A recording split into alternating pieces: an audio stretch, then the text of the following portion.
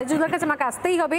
সংযত এবং সংহত একটা কথা খুব গুরুত্বপূর্ণ মনে হলো শুনে, যে সত্যি সত্যি সংযত থাকা আর সংহত থাকা, আর হিন্দু বাঙালি তারা নিজেরাই কি নিজেদেরকে কাঠগড়ায় তুলে ফেলবেন ভবিষ্যতে? কারণ তাদের ভূমিকা বর্তমান সময়ে যা দেখছি। আমি শুরু করেছিলাম যে পশ্চিমবঙ্গের হিন্দুরা সংখ্যালঘু হওয়ার পথে যাচ্ছে নাকি অস্তিত্ব সংকটের লড়াইটা আসলে অলীক কল্পনা। আমরা তো বাংলাদেশের ক্ষেত্রে দেখেছিলাম একটা ছোট্ট এক্সাম্পল, যাদের প্রাণের সংশয় রয়েছে, যাদের ভিটেমাটি চলে যাচ্ছে, সেটুকু ভিটেমাটি ছেড়ে প্রাণের সংশয় নেই শুধুমাত্র ধর্মীয় কারণেই তারা চলে এসেছিলেন এই পারে। তাদেরকে তখন চাকরির লোভ বা কর্মসংস্থানের নিশ্চয়তা দিলেও তারা বোধহয় ওখানে থাকতেন না, কারণ তারা ধর্মটা নিয়ে, নিজের প্রাণ নিয়ে, নিজের সম্মান নিয়ে, নিজের পরিচয় নিয়ে থাকতে পারছিলেন না বলে চলে এসেছিলেন। তাহলে এখনও আমরা এখানে যারা এই হিন্দুদের অস্তিত্ব সংকটটা আসলে নিয়ে আলোচনা করার কোনো বিষয় নয়, যা হচ্ছে সেটা ঠিক হচ্ছে, এটাকে আপনি সাপোর্ট কিভাবে করছেন? যেহেতু কথা হোকে যুক্তিনিষ্ঠ নির্মোহ আলোচনা প্রাসঙ্গিক আশা করি সবাই চাই। তো আজকে আমি শুরু করব, আমি আরবেও যাব না, ইন্দোনেশিয়াতেও যাব না, বাংলাদেশেও যাব না, ভারতেই থাকব। খুব জোর নাগপুরে আমি যাব, নাগপুরে যাব, সেখান থেকেই আমার বক্তব্যের যাত্রা শুরু করব। 2024 সাল 1 ডিসেম্বর রাষ্ট্রীয় স্বয়ংসেবক সংঘের যিনি প্রধান মোহন ভাগবত একটা কথা বলেছেন, যে কোনো সম্প্রদায়ের প্রজনন হার TFR যদি 2.1-এর নিচে নেমে যায় তাহলে সেই সম্প্রদায়ের একটা সংকটের কাল। সেই জন্য তিনি উপদেশ দিয়েছেন, পরামর্শ দিয়েছেন যে অন্ততপক্ষে 3 জন করে সন্তান প্রতি মাতা যাতে নেয়।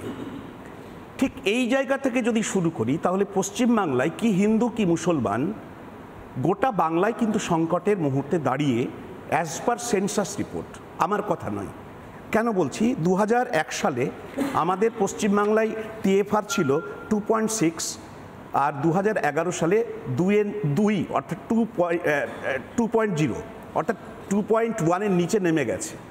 তার মানে আমাদের বাঙালিদেরকে, মানে বাংলায় বসবাসকারী প্রত্যেককে এখন দায়ী থেকে যাচ্ছে যে 3টে করে সন্তান নিতে হবে। অর্থাৎ ডেমোগ্রাফি যে কত গুরুত্বপূর্ণ সেটা মোহন ভাগবতের কথার সূত্র ধরেই বোঝা যাচ্ছে। এটা একটা গুরুত্বপূর্ণ জায়গা। বিষয়টা যেটা হচ্ছে যে সংকট যদি এটা হয় তাহলে এটা সংকটই, কিন্তু প্রশ্ন হচ্ছে যদি হিন্দুরা বাংলায় সংখ্যালঘু হবে, হয়তো হবে না আমি বলবো না, কারণ আমি ইতিহাসের মানে মাপকাঠিতে যদি পরিসংখ্যানকে সামনে রেখে যদি চলি তাহলে হতেই পারে একদিন, কেন হতে পারে না। 1951 সালে এই বাংলায় মুসলিম জনসংখ্যা ছিল 19.9%, সেটা 2011 সালে 27.1% হয়েছে, 60 বছরে 7%।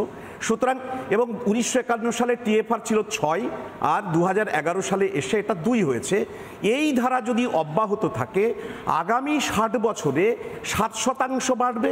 তার মানে সেটা সাল ধরে 180 বছর পরে এই বাংলাতে মুসলমানদের জনসংখ্যার হার হবে 48%।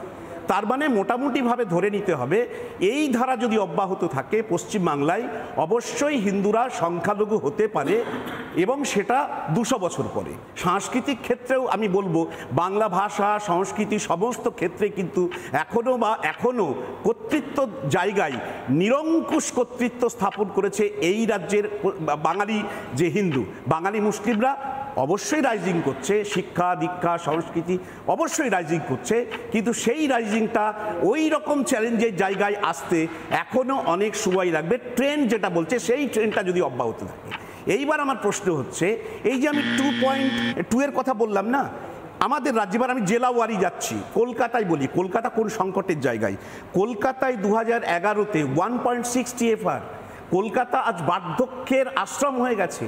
নতুন জেনারেশন যারা, তারা কিন্তু ওই পুনে, দিল্লি, বোম্বে, ব্যাঙ্গালোর তো আছেই, তারা বিদেশে পাড়ি দিচ্ছে। জায়গাটা হচ্ছে অর্থনীতির জায়গাটা হচ্ছে এই অর্থনীতির জায়গায় আমরা আমাদের রাজ্য, আমাদের দেশে, এবং আমি বলি যে আমাদের বাংলায় নয় গোটা দেশ থেকে লাখো লাখো হাজারো হাজারো ইয়াং জেনারেশন যারা, তারা কিন্তু বিদেশে চলে যাচ্ছে। এবং আমরা কিছুদিন আগেও দেখেছি আমেরিকা থেকে হাতে কড়া পায়ে শেকল পরিয়ে পাঠিয়ে দেওয়া হচ্ছে অবৈধ অবৈধ ও অভিবাসনকারী যারা, যেমন করে এই রাজ্যে অভিবাসনের সমস্যা রয়েছে। আমি বলছি না যে এই বাংলায় অভিবাসন হয় না, আমি বলছি না, অবশ্যই অবৈধ অনুপ্রবেশ হয়, কিন্তু একটা ন্যারেটিভ তৈরি করা হচ্ছে যে অবৈধ অনুপ্রবেশই হচ্ছে পশ্চিমবাংলার সমস্ত দুর্দশার একমাত্র কারণ। সেটা কিন্তু নয়। অর্থাৎ এখানে যদি এই ডেমোগ্রাফির যদি পরিবর্তন হয়, সেই পরিবর্তনে একটা জিনিস বলতে হবে যে মুর্শিদাবাদ, উত্তর দিনাজপুর বা মালদাতে অবশ্যই মুসলিমরা সেখানে সংখ্যাগুরু, হিন্দুরা সেখানে সংখ্যালঘু, কিন্তু সেখানে আমি যে টিএফআরটা বলবো 2011 সালে মুর্শিদাবাদে 2.7, উত্তর দিনাজপুরে 3.2 এবং মালদাতে 2.9। আপনাকে দায়িত্ব নিয়ে বলছি, দেখে নিন 2011 সালের সেন্সাস। রাজস্থান, উত্তরপ্রদেশ, বিহার, মধ্যপ্রদেশ, এই 4টা জেলা, ছত্তিশগড়ও যোগ করলাম, এই 4টা জেলার টিএফআর দেখুন। প্রত্যেকটা রাজ্যের প্রত্যেকটা জেলার 90% জেলার টিএফআর হচ্ছে 3-এর উপরে, 3 থেকে 5-এর মধ্যে রয়েছে। অর্থাৎ পশ্চিমবাংলা যদি আপনি বলেন জনসংখ্যা নিয়ন্ত্রণের জায়গা থেকে অনেকটা ভদ্রস্থ জায়গা আছে, যদিও মোহন ভাগবতের কথা অনুসারে আমরা সংকটের জায়গায় রয়েছি। জয়দীপ সেন এবং আইজুল বিশ্বাসের একটা জায়গায় একটা অদ্ভুত প্রতিফলন অন্তত আমি অ্যাঙ্কার হিসেবে, সঞ্চালিকা হিসেবে বুঝতে পেলাম। সেটা হচ্ছে যে একটা বড় জায়গা হচ্ছে যদি বাঙালি হিন্দুদের কথা বলা হয়, তারা নিজেরা অনেকাংশে দায়ী। সত্যিই তো, এখানে কর্মসংস্থানের জায়গা নেই, কিছু নেই, সব এখান থেকে ছেড়ে সব বিদেশে চলে যাচ্ছেন, সংখ্যা কমছে। এবং যদি আপনি জন্ম নিয়ন্ত্রণে হার বলেন, জন্মের হার, তাহলে সেক্ষেত্রেও অনেকটা কম। এটা তো এগুলো প্রমাণিত সত্য বর্তমান সময় দাঁড়িয়ে। এবং তার সঙ্গে যে বর্তমান সময় বাঙালি হিন্দুদের যে ধরনের ভাবনা চিন্তা, কিছুক্ষণ আগেই জয়দীপদা বলছিলেন যে তারা অন্যান্য বিষয় নিয়ে বা নিজেদের বিষয় নিয়ে সমালোচনা করতে বেশি ভালোবাসে, কিন্তু অন্য জায়গাতে কোনো সংহত কোনো আন্দোলন হলে সংখ্যালঘু পরিবারের বা সংখ্যালঘু সম্প্রদায়ের তরফ থেকে সেই নিয়ে তারা মন্তব্য করতে বা সেগুলোকে তারা খুব সন্তর্পণে অ্যাভয়েড করে যায়।